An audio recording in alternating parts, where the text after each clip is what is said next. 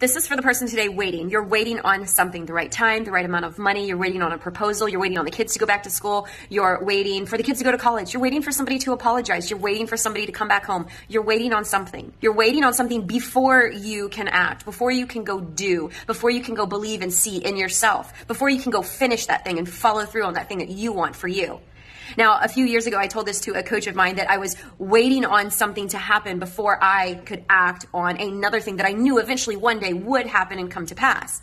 But I was waiting for this other thing to happen first, because that other thing that I was waiting on was going to give me all the strength and confidence and boldness that I needed to carry out my capabilities to do that thing that I believed in. Now, looking back, that sounds absolutely ridiculous and silly and crazy.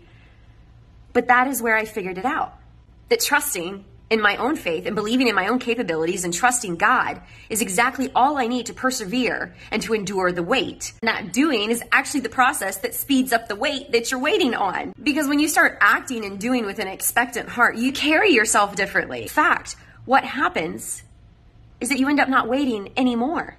Because that thing that you wanted to happen, that needed to happen before you could actually act, it actually meets you in the middle, right at the right place in the right time, because you're stepping into it and you're stepping forward towards it.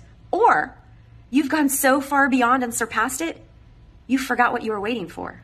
If it's in His will, it's going to play out. So you better just start stepping.